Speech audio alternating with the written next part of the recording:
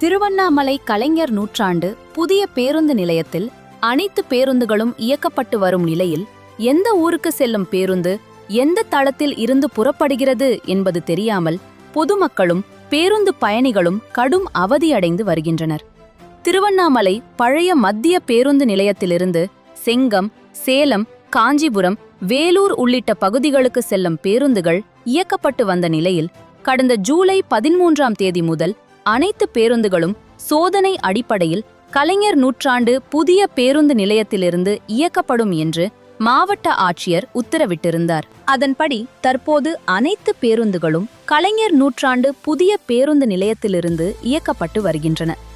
இந்நிலையில் பேருந்து நிலையத்தில் போதிய வழிகாட்டி அறிவிப்பு பலகைகள் இல்லாததுடன் பேருந்துகள் நிறுத்தும் இடங்களுக்கு மேலே குறிப்பிடப்பட்டுள்ள ஊர்களுக்கு செல்லும் பேருந்துகள் அந்த இடங்களில் நிறுத்தப்படாமல் வேறு வழித்தடங்களுக்கு செல்லும் பேருந்துகள் நிறுத்தப்படுவதால் பயணிகள் தாங்கள் ஊர்களுக்கு செல்ல வேண்டிய பேருந்து எந்த இடத்திலிருந்து புறப்படுகிறது என்பதை அறிய முடியாமல் மிகுந்த சிரமத்திற்கு ஆளாகி வருகின்றனர்.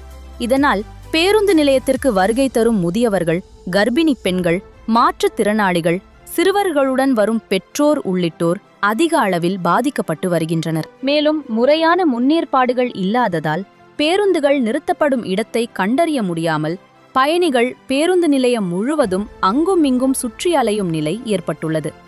இதனால் நேர விரயம் மட்டுமின்றி முதியவர்கள் மற்றும் உடல்நலக் குறைபாடு உள்ளவர்கள் கூடுதல் சிரமத்திற்கு ஆளாதி வருகின்றனர்.